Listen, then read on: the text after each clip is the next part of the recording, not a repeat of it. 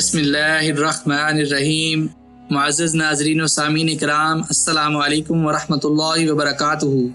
نبی کریم صلی اللہ علیہ وآلہ وسلم نے فرمایا، آل یاسر صبر اختیار کرو، تمہارے وعدے کی جگہ جنت ہے۔ طبقات ابن سعد 178/1/3۔ یمن سے تاجروں کا ایک قافلہ مکہ کی طرف رواں تھا۔ قافلے میں بڑی تعداد میں اونٹ، گھوڑے اور خچر تھے۔ ان پر مختلف اشیاء لدی ہوئی تھیں۔ موسم خاصا گرم تھا۔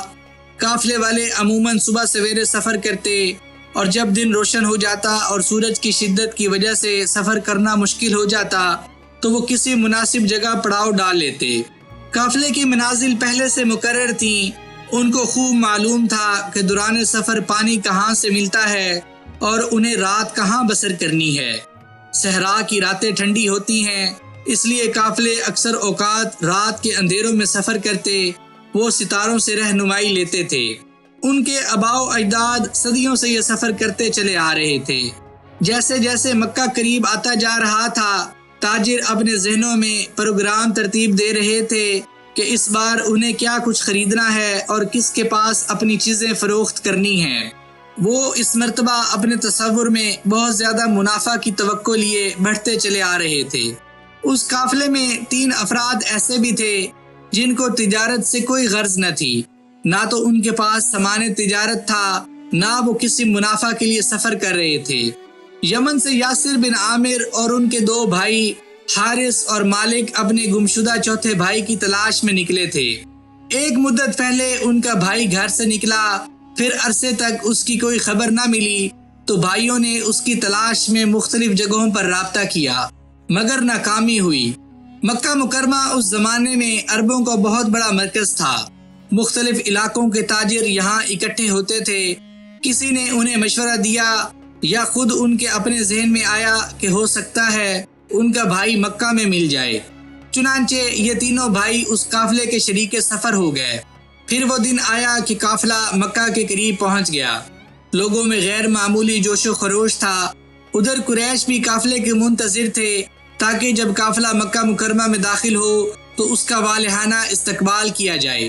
ان کی رہائش اور خورد و نوش کا پہلے سے بندوبست ہو چکا تھا۔ قافلے والے سفر کی تکان بھول کر خرید و فروخت میں مشغول ہو گئے۔ بڑے بڑے تجار کا نقطہ نظر یہ تھا کہ جیسے ہی قافلہ آئے اس سے اہم اشیاء فوراً خرید لی جائیں۔ پھر قریشی اور یمنی آپس میں گھل مل گئے۔ کوئی خرید رہا ہے تو کوئی بیچ رہا ہے، مگر یاسر اور اس کے بھائی اپنے کام میں لگے ہوئے تھے۔ انہوں نے اپنے بھائی کو تلاش کرنا شروع کیا۔ مکہ کی وادیوں اور بازاروں کے علاوہ جہاں جہاں کسی نے بتایا وہ وہاں تک پہنچے اور اپنے بھائی کو ڈھونڈتے رہے، مگر ان کے بھائی کو ملنا تھا، نہ ملا۔ ہر دن کا سورج ان کے لیے امید کی نئی کرن لے کر آتا، مگر شام ڈھلے ان کی امیدیں بھی غروب ہو جاتی۔ قافلے کی واپسی کا وقت ہو چکا تھا۔ تاجروں نے اپنا اپنا سامان باندھنا شروع کیا۔ یاسر اور اس کے بھائی اپنے مشن میں ناکام ہو چکے تھے۔ انہوں نے واپسی کا سوچنا شروع کیا۔ تینوں بھائی اکٹھے ہوئے تاکہ واپسی کی تیاری کریں۔ انہیں خیال آ رہا تھا کہ ہمارے اہل و عیال اور رشتہ دار یمن میں ہمارے منتظر ہوں گے۔ اچانک یاسر نے اعلان کیا، میرا یمن واپس جانے کا کوئی ارادہ نہیں، مجھے مکہ بہت پسند آیا ہے، اب میں یہیں قیام کروں گا۔ اسے بیت اللہ کا کرب و جوار اور ہمسائیگی بڑی اچھی لگی۔ اس کے بھائیوں نے واپسی پر ہر چند اصرار کیا، مگر اس کا فیصلہ اٹل تھا۔ حتیٰ کہ وہ دن آ پہنچا جب قافلہ یمن روانہ ہوا اور یاسر نے اپنے بھائیوں کو ہمیشہ کے لیے الوداع کہہ دیا۔ یاسر مکہ میں اکیلا تھا۔ اس کا کوئی قبیلہ یا خاندان نہ تھا جو مشکل وقت میں اس کا ساتھ دیتا۔ اس زمانے کا دستور یہ تھا کہ جو شخص یا قبیلہ باہر سے آتا تو مکہ کے کسی معزز آدمی یا بڑے خاندان کی کفالت میں آ جاتا یا ان سے معاہدہ کر لیتا، تاکہ اگر کوئی اس پر ظلم یا زیادتی کرے تو وہ بڑا آدمی اس کا دفاع کر سکے۔ اس زمانے میں زندگی صرف طاقتور کے لیے تھی۔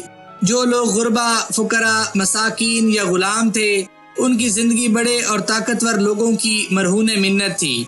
یاسر نے بھی قریش کے ایک بڑے خاندان بنو مخزوم کی کفالت حاصل کر لی۔ بنو مخزوم کا ایک اہم فرد ابو حذیفہ بن مغیرہ تھا۔ یاسر کا اس کے ساتھ معاہدہ ہو گیا کہ وہ اس کا سرپرست ہوگا۔ ابو حذیفہ کی ایک لونڈی تھی جس کا نام سمیہ بنت خیاط تھا۔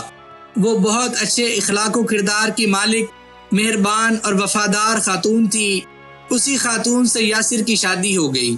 یاسر نے محنت مزدوری شروع کی، پھر اللہ نے سمیہ کی گود ہری کر دی۔ ان کے ہاں بیٹا ہوا جس کا نام انہوں نے عمار بن یاسر رکھا۔ کچھ عرصے بعد دوسرا بیٹا پیدا ہوا جس کا نام عبداللہ رکھا۔ اب یہ گھرانہ 4 افراد پر مشتمل تھا اور بنو مخزوم کی کفالت میں ان کی زندگی بڑے اچھے طریقے سے بسر ہو رہی تھی۔ وقت کی رفتار کے ساتھ ساتھ بچے جوان ہوتے چلے گئے۔ اچانک مکہ مکرمہ میں ایک اعلان ہوا جس نے سب کو چونکا دیا۔ ایک ہاشمی نوجوان نے جو اپنی بے مثل شرافت، حسن کردار، صداقت اور امانت میں بڑا معروف تھا، اعلان نبوت کر دیا اور آہستہ آہستہ لوگ اس کی طرف بڑھتے چلے گئے۔ زیادہ وقت نہیں گزرا کہ مکہ کے سنجیدہ طبقے کی ایک معقول تعداد نے مسلمان ہونے کا اعلان کر دیا۔ مشرکین نے ان کی بھرپور مخالفت شروع کر دی۔ جو اسلام قبول کرتا اس کا ناطقہ بند کر دیا جاتا، خصوصاً کمزوروں، ناتوانوں اور فقیروں کی تو زندگی ہی اجیرن کر دی گئی۔ اللہ کے رسول صلی اللہ علیہ وآلہ وسلم نے صفا پہاڑی پر واقع دار ارقم کو اپنی دعوت کا مرکز بنا لیا۔ یہ گھر بنو مخزوم سے تعلق رکھنے والے ارقم بن ابی الارقم کا تھا۔ نئے مسلمان ہونے والے اسی جگہ کا رخ کرتے۔ یہ مسلمانوں کا خفیہ مرکز تھا۔ ایک دن دوپہر کے وقت عمار بن یاسر بھی دار ارقم کی طرف کشاں جا رہا تھا۔ وہ مکہ والوں کے رد عمل سے خوب واقف تھا، مگر حق کی آواز تو اس کے دل کی آواز تھی۔ محمد صلی اللہ علیہ وآلہ وسلم کی دعوت جو فطرت کی دعوت تھی، اس سے وہ کیسے دور رہ سکتا تھا؟ عمار نے اپنے دائیں بائیں نظر دوڑائی کہ کوئی اسے دیکھ تو نہیں رہا، اور پھر وہ دبے پاؤں آگے بڑھا۔ دار ارقم کے قریب پہنچا تو اچانک اسے صہیب بن سنان رومی نظر آئے۔ یہ بھی مکہ میں اجنبی تھے۔ انہوں نے عبداللہ بن جدعان کی کفالت میں سونے کا کاروبار شروع کیا ہوا تھا اور آہستہ آہستہ خاصے مالدار ہو گئے تھے، مگر ان کا بھی کوئی قبیلہ یا بڑا خاندان نہ تھا۔ یہ بھی عمار کی طرح غریب الوطن تھے۔ دونوں نے ایک دوسرے کو دیکھا، ہاتھ ملایا، پھر عمار پوچھنے لگے، صہیب تم کہاں جا رہے ہو؟ اس سے پہلے کہ صہیب اس سوال کا جواب دیتے، الٹا انہی نے سوال کر دیا، عمار تم بتاؤ تم کہاں جا رہے ہو؟ میں تو محمد صلی اللہ علیہ وآلہ وسلم کے پاس جانا اور ان کی باتیں سننا چاہتا ہوں، عمار نے جواب دیا۔ میں بھی انہی کے پاس جا رہا ہوں، صہیب نے سرگوشی کی۔ دونوں نے گرم جوشی سے آپس میں پھر ہاتھ ملایا، کیونکہ دونوں کی منزل اور مراد مشترک تھی۔ اب دونوں دوست دار ارقم میں اکٹھے داخل ہوتے ہیں۔ ان کا استقبال کائنات کی سب سے افضل اور اعلیٰ شخصیت نے کیا۔ وہ ان کو عقیدہ توحید بتا رہے تھے، رب کی پہچان کرا رہے تھے، اسلام کی خوبیاں اجاگر کر رہے تھے، اور تھوڑی ہی دیر بعد دونوں کلمہ طیبہ پڑھ کر اپنے مسلمان ہونے کا اعلان کر رہے تھے۔ دونوں نے وہ دن اللہ کے رسول صلی اللہ علیہ وآلہ وسلم کی خدمت میں گزارا، ان سے بہت کچھ سیکھا، اپنے سینوں کو ایمان کی روشنی سے منور کیا۔ شام ہوئی تو چھپتے چھپاتے وہاں سے نکل آئے۔ حضرت عمار رضی اللہ عنہ نے اپنے والدین کے سامنے اسلام کی دعوت پیش کی۔ ان کے لیے یہ دعوت کوئی نئی چیز نہ تھی۔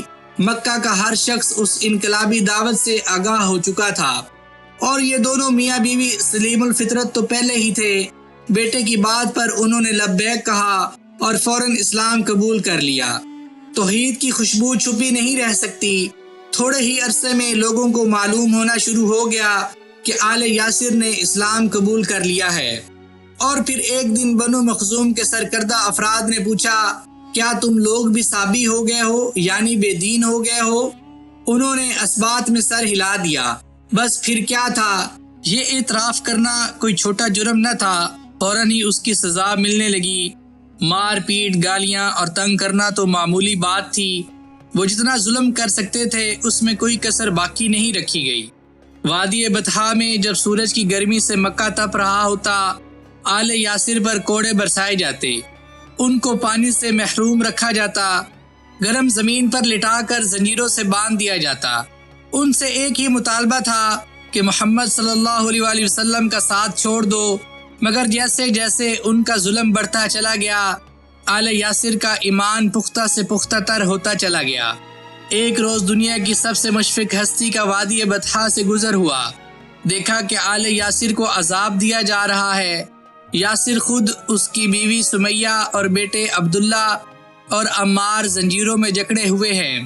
ان کا جرم صرف یہ ہے کہ انہوں نے اکیلے رب کو اپنا مشکل کشا اور حاجت روا مان لیا ہے۔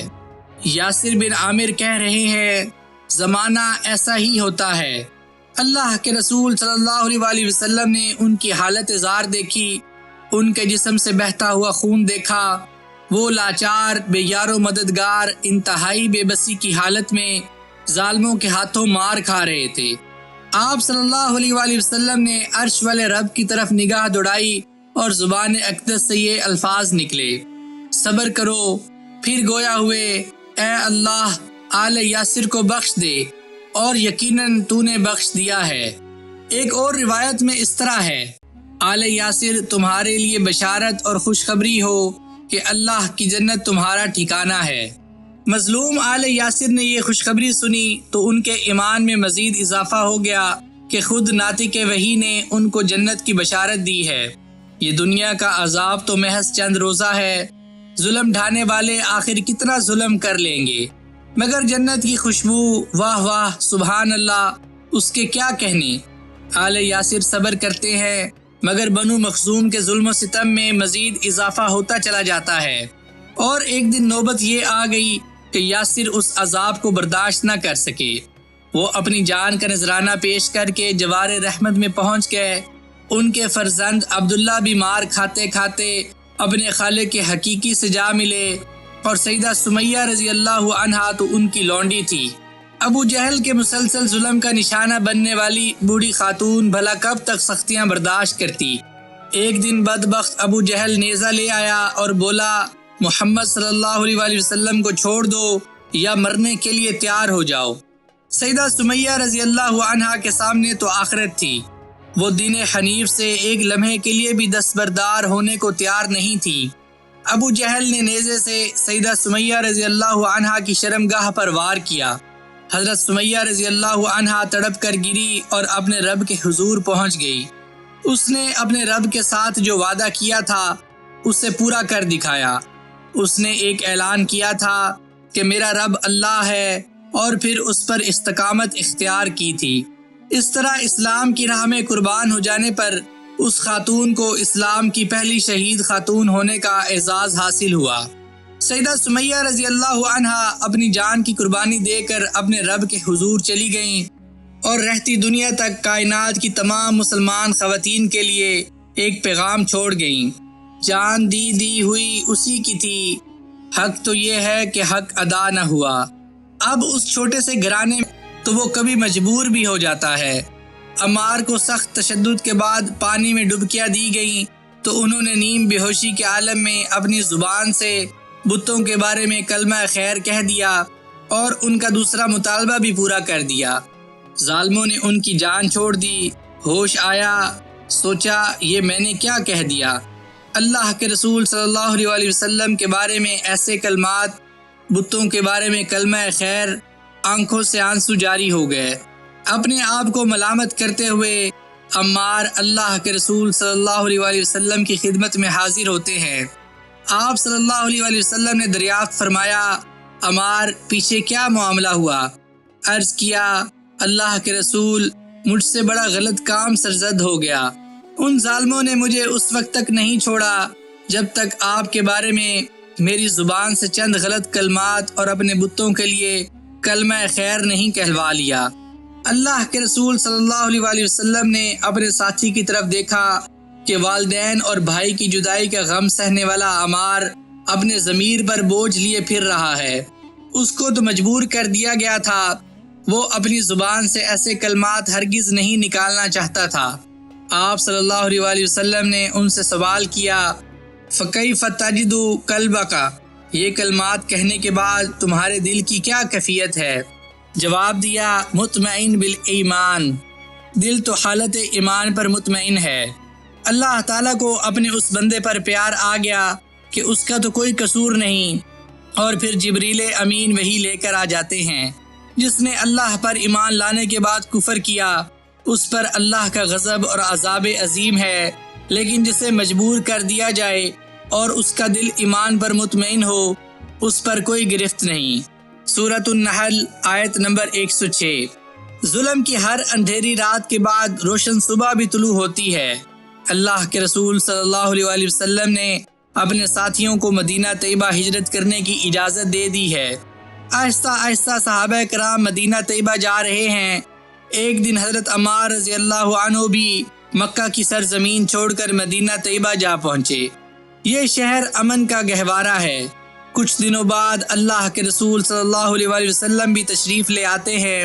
مدینہ پہنچ کر پہلا کام مسجد نبوی کی تعمیر کا تھا۔ بنو نجار کے محلے میں 2 یتیم بچے سہل اور سہیل جو سیدنا اسد بن زرارہ رضی اللہ عنہ کی کفالت میں تھے، ان سے زمین خرید لی گئی۔ یوں اللہ کے رسول صلی اللہ علیہ وآلہ وسلم اپنی امت کو سبق دے رہے ہیں کہ مسلمان چاہے کسی بھی جگہ جائیں، اپنا گھر بعد میں بنائیں، پہلے اللہ تبارک و تعالیٰ کا گھر آباد کریں۔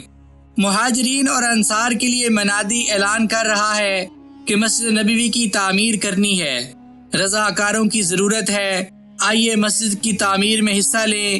اور پھر چشم فلک نے دیکھا کہ بنی نوع انسان کی سب سے اعلیٰ شخصیت خود عملی طور پر مسجد کی تعمیر میں حصہ لے رہی ہے۔ صحابہ نے دیکھا کہ ان کے قائد، ان کے رہنما، ان کے رسول خود اپنے دستے مبارک سے پتھر اٹھا رہے ہیں، تو وہ دیوانہ وار آگے بڑھتے ہیں اور مسجد کی تعمیر میں مصروف ہو جاتے ہیں۔ ایک صحابی نے اپنے ساتھیوں کو متوجہ کیا اور کہا، ہم بیٹھے رہیں اور نبی صلی اللہ علیہ وآلہ وسلم کام کرتے رہیں، اب ہمارا بیٹھے رہنا بڑا ناروا عمل ہے۔ ادھر مسلمانوں نے اس کے جواب میں کہا، اے اللہ، کامیابی تو صرف آخرت ہی کی کامیابی ہے، اے اللہ انصار اور مہاجرین کو بخش دے۔ حضرت علی رضی اللہ عنہ اور عمار بن یاسر رضی اللہ عنہ یوں رجز پڑھ رہے ہیں۔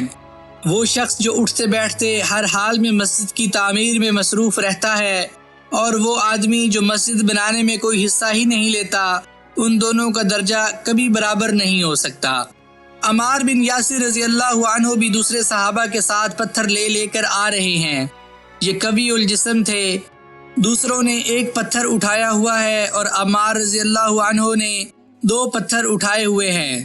اللہ کے رسول صلی اللہ علیہ وآلہ وسلم نے رحم بری نظروں سے اپنے پیارے صحابی کی طرف دیکھا، یہ کتنا وفادار ہے، اور پھر پیشین گوئی فرمائی کہ عمار کو ایک باغی گروہ قتل کرے گا۔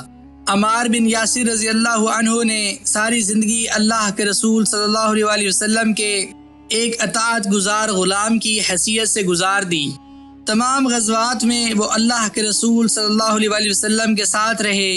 اللہ کے رسول صلی اللہ علیہ وآلہ وسلم بھی تو اپنے ساتھیوں سے بہت محبت کرتے تھے۔ یہ محبت یک طرفہ نہ تھی، بلکہ آپ صلی اللہ علیہ وآلہ وسلم تو اپنی پوری امت کے خیر خواہ اور غم خوار تھے۔ آپ کو ایک ادنا صحابی سے بھی بڑی محبت تھی، اور یہ تو عمار رضی اللہ عنہ تھے جن کا پورا خاندان اسلام پر بے دریغ قربان ہو گیا۔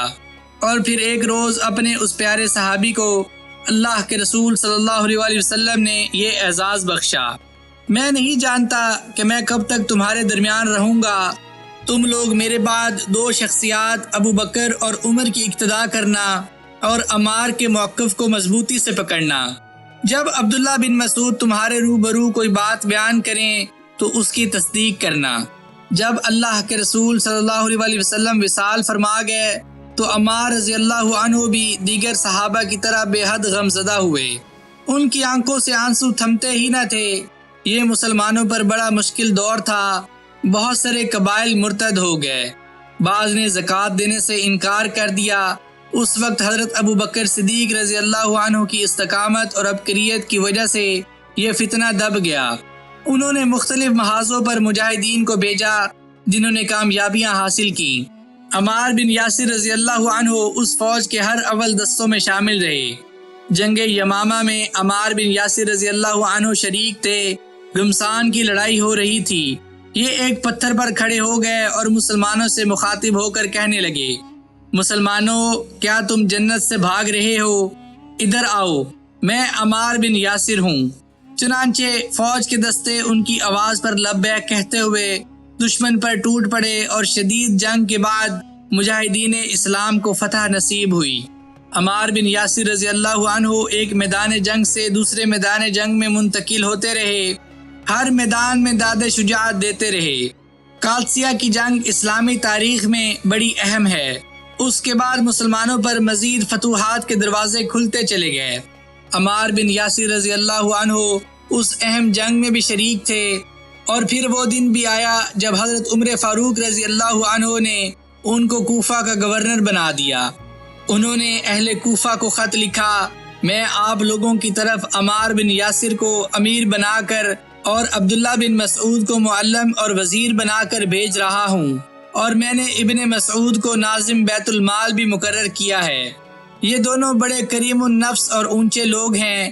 یہ محمد صلی اللہ علیہ وآلہ وسلم کے وہ ساتھی ہیں جنہوں نے بدر میں شرکت کی۔ ان کے احکامات سنو اور ان کی اطاعت کرو۔ حضرت عمار بن یاسر رضی اللہ عنہ نے اسلام اور مسلمانوں کی خدمت میں ایک بھرپور زندگی بسر کی، اور بالآخر 37 ہجری میں جنگ صفین میں حضرت علی بن ابی طالب رضی اللہ عنہ کی طرف سے لڑتے ہوئے 94 برس کی عمر میں ابو الغادیہ المزنی کے ہاتھوں خلعت شہادت سے سرفراز ہوئے۔ حضرت عمار بن یاسر رضی اللہ عنہ نے بالکل اوائل میں اسلام قبول کیا۔ بعض روایات میں ہے کہ اس وقت تک صرف 4 یا 5 آدمیوں نے اسلام قبول کیا تھا۔ تمام صحابہ کو ان کی اس فضیلت کی خوشخبری مل چکی تھی کہ دوسرے لوگ تو اکیلے اکیلے جنت میں جائیں گے، مگر آل یاسر کا سارا گھرانہ اکٹھا جنت میں جائے گا۔ ان کے کانوں میں نبی کریم صلی اللہ علیہ وآلہ وسلم کا یہ فرمان ابھی تک گونج رہا تھا، اصبروا آل یاسر ابشروا آل یاسر فإن موعدکم الجنہ۔ اے خاندان یاسر، صبر سے کام لو، تمہارا ٹھکانہ اللہ کی جنت ہے۔ معزز ناظرین و سامعین کرام، میں امید کرتا ہوں کہ آپ کو حضرت عمار بن یاسر رضی اللہ عنہ اور آل یاسر کی سیرت کا یہ قصہ ضرور پسند آیا ہوگا۔ اگر آپ کو سیرت صحابہ کی یہ اردو سیریز پسند آ رہی ہو تو اس چینل کو لائک، شیئر اور سبسکرائب ضرور کر دیجیے گا۔ مجھے اپنی دعاؤں میں یاد رکھیے گا۔ جزاک اللہ۔